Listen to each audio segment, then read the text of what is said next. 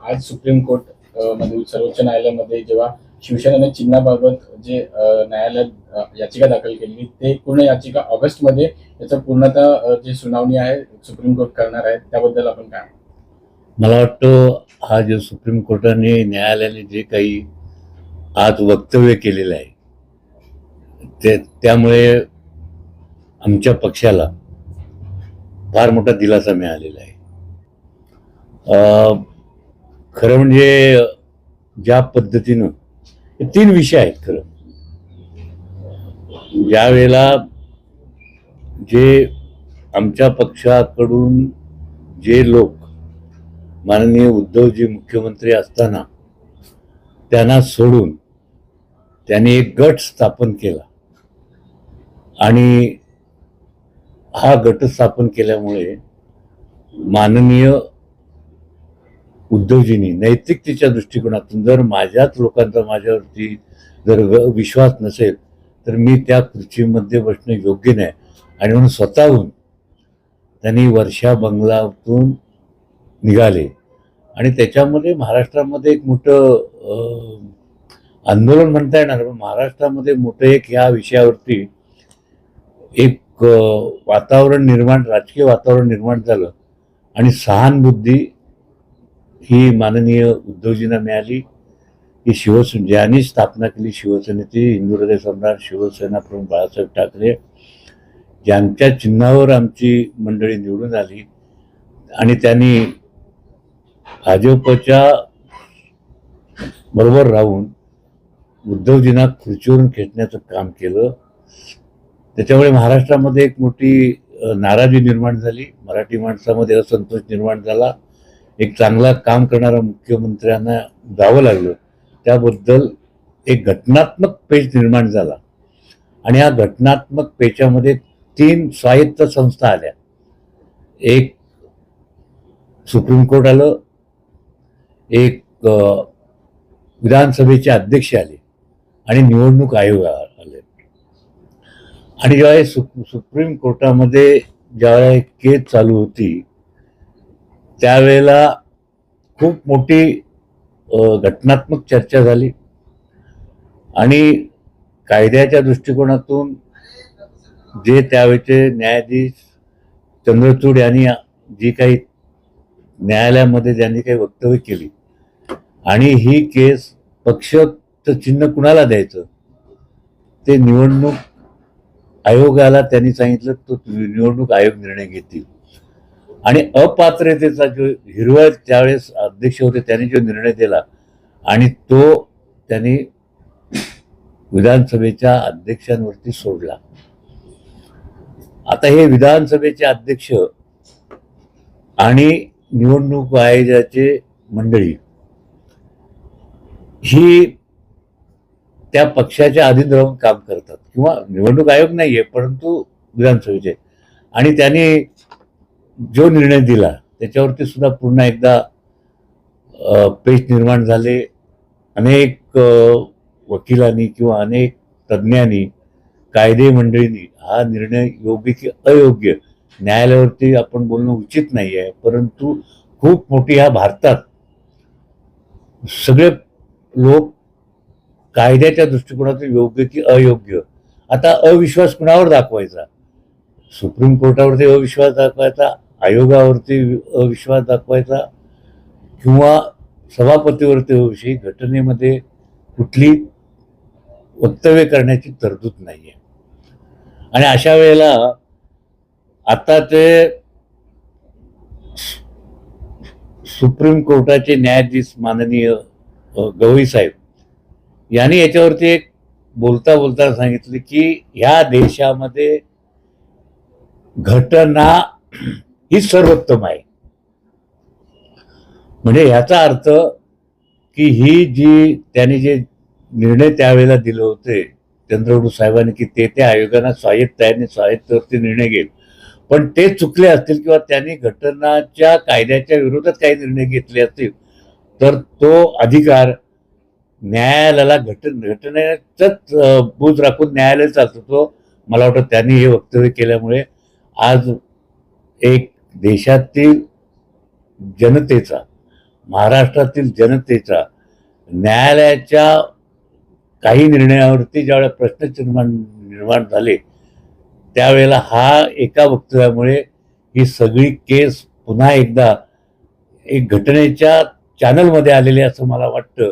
आणि हा शिवसेनेच्या गेले 2 वर्ष शिवसेने जे केसमध्ये तारीखी मिळत नव्हती अशा वेळेला एक एक महाराष्ट्रातील गेले अतिशय चांगल्या पक्षाला एक चांगला दिलासा मिळाला असं मला वाटतं.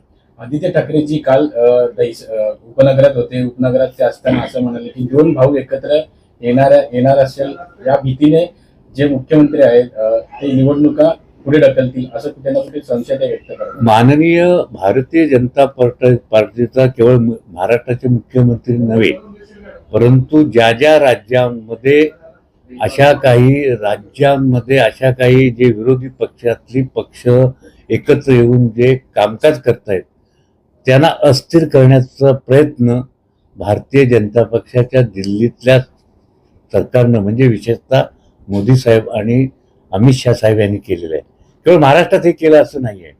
अनेक राज्यांमध्ये त्यांनी अशा प्रकारच्या गोष्टी केलेल्या आहेत की त्यांच्याशिवाय कोण नको. आणि त्यामुळे त्यांना पूर्वीच त्यांनी असं ठरवलं होतं. माननीय बाळासाहेबांच्या निधनानंतर बाळासाहेबांचे जी हिंदुत्वावरती पकड होती किंवा ह्या देशातील जनतेने त्यांना हिंदू हृदय सम्राट अशा प्रकारची एक पदवी बहाल केली होती. ती काय राष्ट्रपतींनी दिलेली पदवी नव्हती. आणि त्या ही जी हिंदूमध्ये वाटा नको आणि म्हणून मला वाटतं बाळासाहेबांच्या निधनानंतर भारतीय जनता पक्षाने शिवसेनेला कमकुवत करण्याचं वृत्ती असताना सुद्धा प्रयत्न केले. याची अनेक उदाहरणं आपल्याला देता येतील. लक्षामध्ये शिवसेनेला कमी लेखणं आणि अनेक प्रश्न आयत्या वेळेला युती तोडणं परत युती करणं अशा अनेक गोष्टी भारतीय जनता पक्षाने केवळ महाराष्ट्रातच केल्या नाही अशा अनेक राज्यात केल्या. त्यामुळे नक्कीच ज्या पद्धतीनं हे दोघे भाऊ एकत्र आले ह्या एकत्र येण्यामध्ये सत्ता मिळवणं हा भारतीय जनता पक्षासारखा उद्दिष्ट ह्या दोघा भावांमध्ये नव्हता. मात्र निवडणुका लांबणीवरती जातील असं आपल्याला वाटतं. आता निवडणूक आयोगाने मुदत संपलेली आहे. मगाचप्रमाणे हाच प्रश्न येतो की या निवडणुका पुढे का जात आहेत. आज 3 वर्ष लोकप्रतिनिधी नाही आहेत आणि मुंबई महानगरपालिका असू दे नागपूर महानगरपालिका असू दे ठाणे महानगरपालिका असू दे प्रशासक आणि 3च राज्य चालवत आहेत. एक नगरविकास मुख्यमंत्री आणि प्रशासक आणि प्रचंड घोटाळे निकृष्ट काम बेजबाबदारपणे टेंडर काढणं. एक या सरकारवरती नामुष्की आली कोर्टाने हायकोर्टाने की एक टेंडर त्यांना 3,000 कोटी रुपयाचं ठाण्याचं टेंडर होतं ते कमी करायला लावलं. अशा अनेक उदाहरणं आपल्याला देता येतील की आज आम्ही आदित्य साहेबांबरोबर काल मी जुहूचंद्रला गेलो होतो. आज हायवेची काय अवस्था आहे. आज रस्त्यांवरती खड्डे आहेत की खड्ड्यात रस्ते आहेत हेच कळत नाहीये. आणि म्हणून सगळ्या गोष्टीमध्ये आज मुंबई शहरामध्ये इतका प्रचंड कचरा पडलेला आहे. आमच्या काळामध्ये असा कचरा नव्हता. आता बघा बिलं येतील बाहेर. मे महिन्यात पाऊस चालू झालेला आहे. दहिसर नदी साफ झालेली नाही आहे पण आता बिलं काढणार. मायनर गटारं साफ झाली नाही मोठी गटारं साफ झाली नाही कारण ह्यांचे कॉन्ट्रॅक्टर येण्याच्या अगोदर सगळं वाहून गेलं होतं. त्यामुळे अशा प्रकारचं जसं G20 मध्ये करोड रुपये खर्च केले त्या मुंबई शहरात पडदे लावले कलर केल्या कुंड्या ठेवल्या लाईट पोलवरती लाईट लावल्या. अरे काय मुंबई शहरातले प्रश्न ज्या पद्धतीने आज पाण्याची कमतरता आहे ट्रॅफिकचा प्रश्न आहे कायदा सुव्यवस्थेचा प्रश्न आहे मुलांच्या शिक्षणाचा. आज आत्ता या ऑगस्टमध्ये 11वीचे प्रवेश आत्ता होत आहेत. ऑगस्ट महिना चालू झाला म्हणजे शिक्षणाचा बोजवारा कायदा सुव्यवस्थेचा बोजवारा महानगरपालिकेच्या ठेवीची वाट लावून टाकलेली आहे. म्हणजे हे थोडक्यात लुटारू. आणि आता काल कुठेतरी मी ऐकलं टेंडर गुजरातचे टेंडर कुणीतरी हा विषय काढलेला आहे. मी तुमच्या चॅनलच्या माध्यमातून बघितलं. म्हणजे महाराष्ट्रामध्ये कॉन्ट्रॅक्टर शिल्लकच राहिलेले नाहीत काय? अशा प्रकारचं जे काही काम चाललंय की आम्हाला गुजरातची लोकांचा आम्हाला विरोध नाही, गुजरातला आम्हाला विरोध नाही. माननीय शिवसेना प्रमुखांनी अशाच ज्यावेळेला प्रश्न निर्माण झाला तेव्हा जर महाराष्ट्र ही जर आई असेल तर गुजरात आमची मावशी आहे. आणि दुसरंही त्यांनी वक्तव्य केलं होतं, आम्ही जर सरस्वती आमच्याकडे आहे पण लक्ष्मी गुजरातकडे आहे. म्हणजे ते व्यापारी आहेत आणि सरस्वती आणि लक्ष्मी हातात हात घालून काम करतील अशा प्रकारचे आमच्या पक्षाचे माननीय शिवसेना प्रमुख बाळासाहेब ठाकरे यांची यांची घोषणा होती. आणि त्याच पद्धतीने आम्ही 52 वर्ष चाललोय सगळे. भारतीय जनता पक्षाबरोबर आम्ही 25 वर्ष हातात हात घालून आम्ही काम केलं. दुर्दैवानं ज्या वेळेला युती झाल्या त्या युतीमध्ये काही भारतीय जनता पक्षाने गुजराती आणि अमराठी वॉर्डवरती जास्तीत जास्त हक्क सांगितला आणि आम्हाला मराठी वॉर्ड दिले. मुंबई शहरातली ही जी गेल्या 25 वर्षातली दरी आहे, त्यामुळे आम्हाला त्या मतदारसंघामध्ये काम करत असताना अशा काही वाटण्या झाल्या की महानगरपालिकेच्या मी विभाग प्रमुख होतो 18 वर्ष. मुंबई महानगरपालिकेच्या तीन निवडणुकाचे उमेदवारी ठरवणं भारतीय जनता पक्षाच्या उत्तर मुंबईमधील नेत्यांजवळ बाबत चर्चा करणं आम्हाला बोरवली कधीच मिळाली नाही. संजय गांधी राष्ट्रीय उद्यान आहे, तिथे मे महिन्यामध्ये कान्हेरी परिसरातील रस्ते होते ते डागडुजी करण्याचे टेंडर निघालं होतं, त्याला दुरुस्ती सुद्धा केलं होतं. मात्र थोड्याशाच पावसाने जे कान्हेरी परिसरातील रस्ते आहेत तिथे मोठे मोठे खड्डे पडले. एकंदरीत पाहिलं तर तिथे गाडी जात नाही. अहो, लाज वाटायला पाहिजे. तिथं तो टुरिझम आहे. मी केरळमध्ये गेल्या वर्षी गेलो होतो. टुरिझम म्हणजे त्या कान्हेरी कुचच्या परिसरात नॅशनल पार्कच्या परदेशी लोक सुद्धा त्या लेणी बघायला येतात. पर्यटक आहेत, ते काय लोकांचं नाही.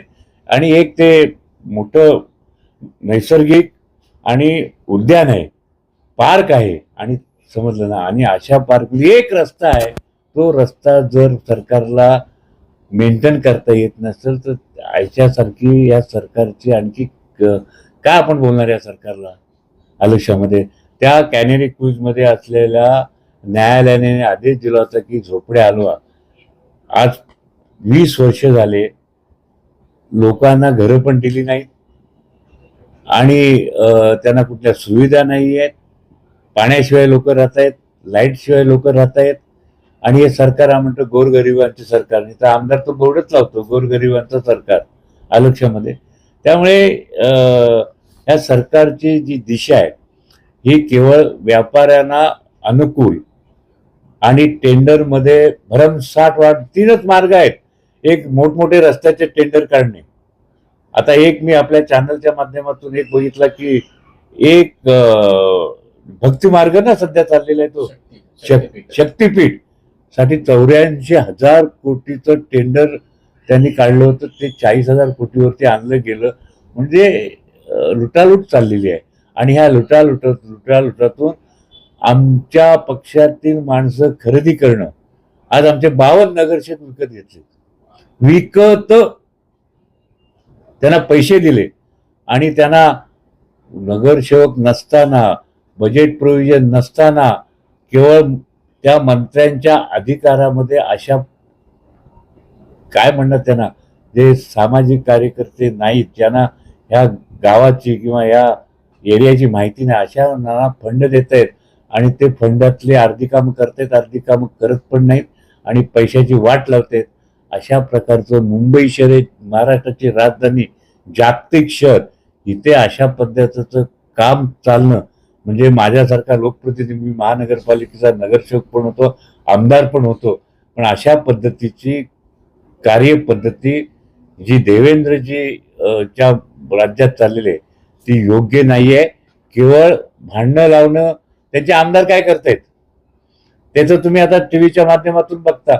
आमदार कॅन्टीनमध्ये गोंधळ घालतायत, पैशाच्या बागा दिसतायत, काय ते भुमरेंच्या दारूची दुकानं. म्हणजे सगळ्या आमदारांवरती एक एक सगळे आमदार हे कुठल्या ना कुठल्या तरी प्रकरणात अडकलेले लोकप्रतिनिधी, आणि परत देवेंद्रजी सांगतात की हा महाराष्ट्र रुकेगा नाही, अशा पद्धती वक्तव्य करणं योग्य नाही असं मला वाटतं.